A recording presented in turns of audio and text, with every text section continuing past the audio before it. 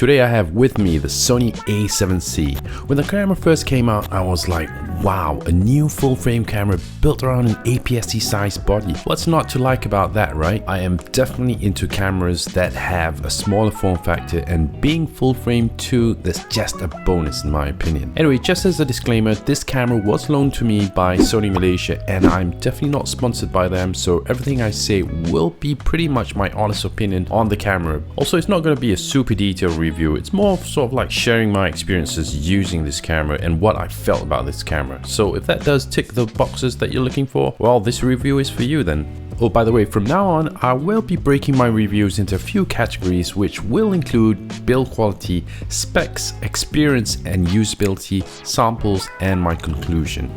Okay, so let's move straight into the build quality. In terms of build quality, I would say this camera is built really well. All knobs and dials work well and are fitted well, and nothing felt like it was about to fall off, I guess. It feels well made and I don't really have any real complaints. As for the kit lens, I would say it's not the best, but it isn't bad either, so no real complaints too there. Okay, so now that we have that out of the way, let's go straight in and let's see the specs of this little Sony beast. The camera that was loaned to me came with the new 28 to 60mm f4 to 5.6 kit lens, and to be honest, I'm not going to sugarcoat it at all. I really didn't enjoy using this lens as I found it a bit too dark and slow for my liking. I would have even preferred the older 16 to 50mm kit lens because I feel that lens was way better than this one.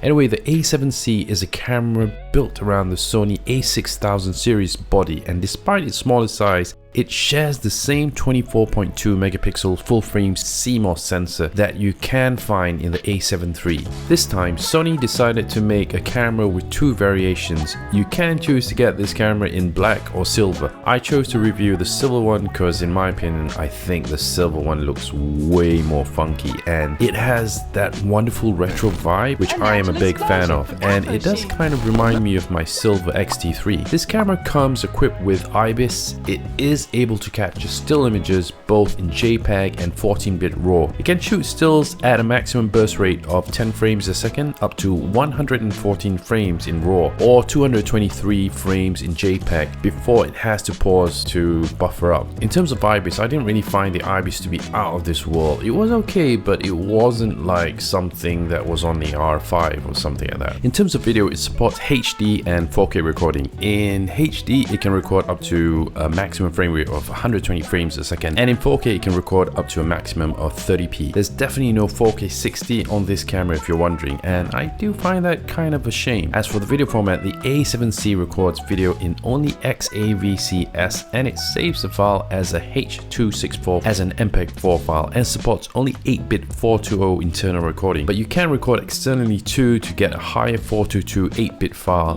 There is no 422 external recording in 10-bit though. This camera comes with only one SD memory card slot and it supports only up to UHS 2 cards. In terms of autofocus, this camera comes with Sony's brilliant AF system and supports even animal AF. It's quite nice to see that most cameras have animal AF these days. In terms of EVF, the camera comes with an OLED 2.36 million dots EVF with diopter adjustments. As for the LCD, Sony has fitted a 921,600 dots screen that is finally flippable. Although I do like flippy screens for certain shots, I have my reservations too on it, as at times I do find when I want my camera setup to remain small width-wise, a flippy screen makes using a camera a little bit more cumbersome, and at times it's a little harder to shoot certain subjects with it. I would definitely have preferred a dual hinge system like on the Panasonic S1H, where you can actually make it into a tilty or a flippy screen according to what you need. It would be great that all manufacturers adopted this hybrid flippy screen in my opinion. The A7C comes with a USB charger for charging, and I find that very useful as you won't need to use a laptop or find a free USB port just to charge up the camera. Unlike Apple's new iPhone 12, This camera comes with the new NP-FZ100 battery, the same type of battery that you can find on the A7 III, and according to the specs, it is able to shoot up to 740 stills or 222 minutes of video on one charge. Based on my experience using it so far, I still had some 70% or so battery after doing a morning shoot of shooting both photos and videos, so I guess it's not bad. Okay, so let's talk about the usability and experience using this camera. I actually found the usability of this camera to be fairly good. It was pretty easy to use and not too difficult too, and the button and dial layouts are pretty well placed and easily accessible and well placed for my fingers to reach. The bigger grip is also a warm welcome, and it makes gripping the camera feel a lot better than the A6000 series cameras of the past. The flippy screen is well placed, and when you open the flippy screen, the mic jack isn't in the way, so that's good too.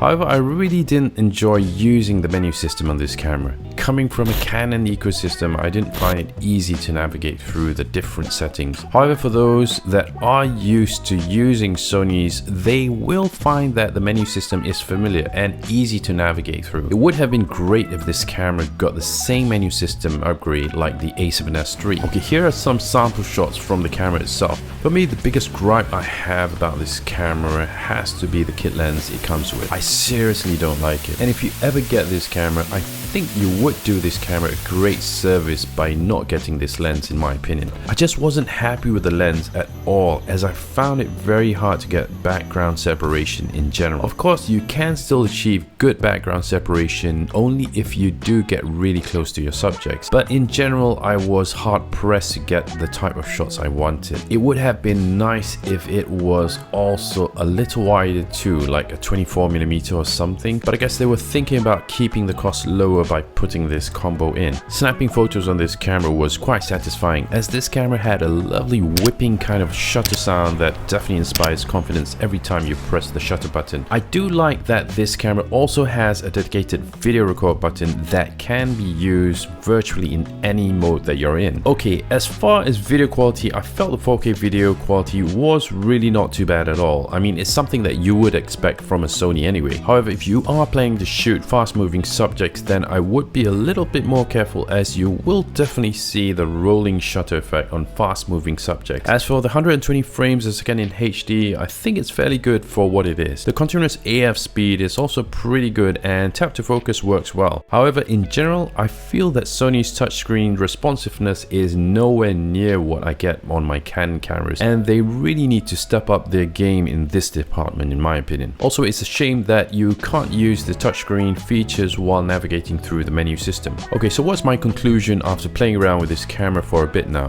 Who do I think should really get this camera? Well, for me, it really boils down to what you're going to use this camera for, and if size really is a main factor that you must have something small, but you still want to have a full frame camera. For me, the biggest reason if ever I bought it would mainly be for its size. I love the fact that this camera has a full frame sensor and ibis too in such a compact camera body. However, in my opinion, if you are planning to buy this camera to upgrade from the A7 III, I think you really need to think carefully, as many of the custom features and buttons are lacking in the A7C. But if you're coming in fresh and you don't have any Sony cameras and you are looking to buy one that is full frame, I think this camera has great features both for stills and video, and I think it will satisfy most users. To me, I felt that it's a shame that they didn't include a 10-bit codec and also 4K 60, because that has become pretty much the norm these days. Also, I wish this camera had a better EVF, as I found I couldn't really see and gauge my shots that well with this lackluster EVF, and it made me feel less inspired to get the shots I was aiming to get, because the image from the EVF wasn't giving me a good representation of the actual images I snapped. Right, so that's it then for my review. I hope you did find this review useful, and if you did, please don't forget to give me a like, share and subscribe. Also, if you do feel like making a small contribution to support this channel, I did leave a PayPal link down below. Also, if you do want to check out our Lightroom presets, please do check the link in the description down below, and I'll see you guys in the next video.